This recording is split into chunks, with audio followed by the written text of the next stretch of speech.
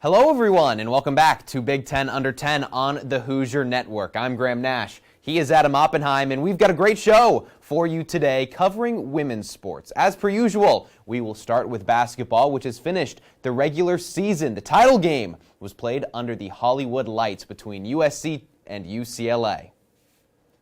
The fourth-ranked Trojans were shooting the Hollywood lights out against the second-ranked Bruins. They took down UCLA by 13 on the Bruins' home floor to become the first ever Big Ten champions in the new era of Big Ten Conference basketball. UCLA, they did get a win earlier in the week, taking down Wisconsin by a whopping 30-point margin, but they finished second in the regular season. Also, 12th-ranked Ohio State had a strong 11-point win over 23rd-ranked Michigan State, but the Buckeyes lost by 3 on the road to number 19 Maryland on a Terrapins game winner. Adam has more on that in just a moment. The Terps had themselves a great end to the season. They also beat the Indiana Hoosiers in Assembly Hall on IU's Senior Day by 14. Lastly, Michigan State took care of business against unranked Minnesota, winning by 15. Before we go any further, I said Adam has more on the OSU-Maryland game, and that he does. Adam, take it away. Thanks so much, Graham. Once again in the film room. Huge game in College Park between 19th-ranked Maryland and 12th-ranked Ohio State, and this game went down to the wire.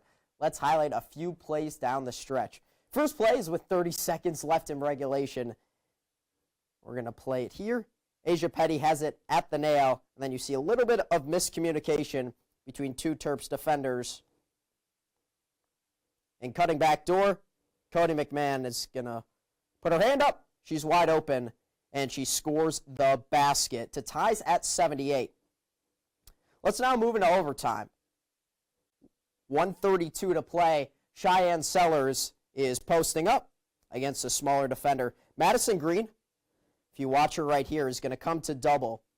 And then Kayleen Smeichel, who is at the top of the key right here, is going to go over to the left wing and do a great job relocating. So if you slow down the play here, Smeichel is at the top, and then what does she do? Boom, right to the wing. Creates a better angle to pass. Madison Green can't recover in time. Splash. We're tied at 87, and this is one of the craziest plays of the year at the end of overtime. Ohio State's down 2. Madison Green's going to get the ball back on a handoff. She falls down. Look at where she is right now. On the ground. Somehow keeps her dribble around Sellers and then lays it up and in. But that's not the end. 7.1 to go. Maryland, a chance to win. Sarah Tibiasu, 6.5. She's crossing half court. On the run. One leg. Splash. Sarah Tibiasu running three-point shot. The game winner for Maryland as they win 93-90 over Ohio State. Graham, as you can tell, March is here. Great job, Adam. The Buckeyes are still the 3 seed in the Big Ten tournament despite the loss to the Terps. But the Terrapins, they're also sitting pretty in the 4th seed with a double bye. Adam, we will turn to you as you return with us to the desk. Big Ten tournament bracket was just released for the women's side. Do you think the championship game is going to be a 3rd game between the Bruins and the USC Trojans? Sadly, I do. And not because I don't like both these teams, but I like to see a little more variety. And these teams have been at 1 and 2 the entire year, but they also have the 2 best players in the conference. Juju Watkins, after her performances against UCLA, possibly the National Player of the Year, I'm going to put her above Lauren Betts, and Lauren Betts is easily 2nd best player in the Big Ten. Great supporting cast. And then you talk about the defensive end, 1st and 2nd in fewest points allowed in the Big Ten. So if you have the stars on the offensive end, and the shooting's just good enough, and you play great defense, that's where I really think USC and UCLA will match up again. It is stars galore in Southern California, the Walk of Fame. It's just those 2 teams. Which teams that don't have a double bye in the Big Ten tournament would you say has the best chance to maybe make a run and squeak past one of those USCs or UCLAs? I think it's the Illinois Fighting Illini. They've allowed the 4th fewest points in the Big Ten. They won on the road versus Maryland earlier this season. They lost Makaira Cook earlier this year to a health condition in January.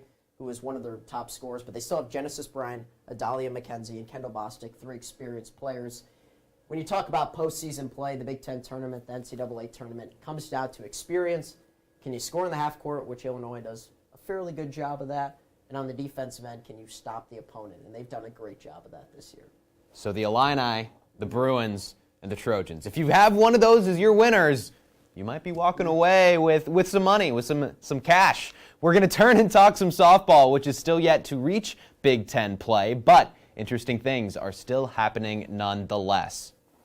Number 6, UCLA went 4-2 in the Judy Garman Classic, losing only to number 5 LSU and number 7 Arizona. Also, over on the West Coast, the 12th ranked Oregon Ducks have won 15 in a row. They haven't lost since they fell 4-3 to unranked Arizona State in 8 innings. Now, granted, they didn't play great competition in the Oregon Classic last week, but they did go 5-0, and they beat number 8 Tennessee not too long ago, so they could be the team to catch in the Big Ten. Lastly, number 19 Nebraska went 3-2 in the Wichita State tournament last week, losing to 16th ranked Oklahoma State 1-0 and unranked Missouri 7-1. However, they did finish the week with a win against Mizzou 10-9. Adam, first question for you. Was I a little too ambitious a moment ago when I said that Oregon could be the team to beat? I think so. I mean, I'd still have UCLA over them. But it was an impressive win just a couple weeks ago against a ranked Missouri team. Now they're unranked, but 11-3 over the 22nd ranked Missouri Tigers. They have a really good core of hitters, and in that game against Missouri, Riley McCoy hit 2 home runs. They had 2 other home runs and pitched well in the circle. So that's going to be really important. If you can hit a long ball 4 times in a game, you're going to be really tough to beat, and that's how they won against Missouri. Now, Nebraska, they've squeaked into the top 25 over the last couple weeks. Do you think that they're the best of the old Big Ten teams? I think they could be. It's really tough to tell because the ranked teams they played them close for the most part. Besides UCLA, they lost 9-1 in just 6 innings. But they lost 3-0 to Duke in 8 innings, an extra inning game, and then lost 1-0 versus number 16 Oklahoma State. Jordy Ball has been absolutely terrific, hitting over 500 at the plate. And then get this, 1.43 ERA across 63 and 2/3 innings. Eva Kustak has 12 home runs on the year. That leads the team. This Nebraska team is extremely talented.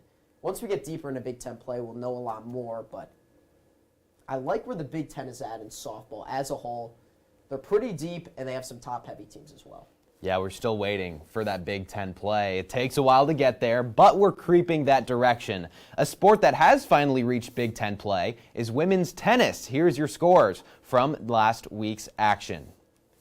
7th-ranked Ohio State took down both Indiana teams 4-0 on both occasions. First, Purdue lost to Ohio State in Columbus, and then Indiana followed suit not long after. In the only other ranked match, number 17 Wisconsin took down Minnesota 4-0. There were a lot of sweeps on the court last week. We'll keep things here and talk about women's golf. Only one ranked Big Ten team was in action last week, and that was the 25th ranked UCLA Bruins, who won the Bruin Wave Invitational, an event that UCLA co-hosts with the Pepperdine Waves. The Bruins, they shot 6 over for the 3-round event, beating 28th ranked Baylor, who was in second, by 22 shots. 22 shots! UCLA was the only team to shoot under par in any of the 3 tournament rounds in Pasadena. A great performance for UCLA. And that is going to do it for today's show. Huge thanks to our producer / teleprompter, Colin Dusick, for making all of this possible. Be sure to subscribe and follow us on Twitter and Instagram at B1G_under10. And check back in later next week for our next episode of Big Ten Under 10.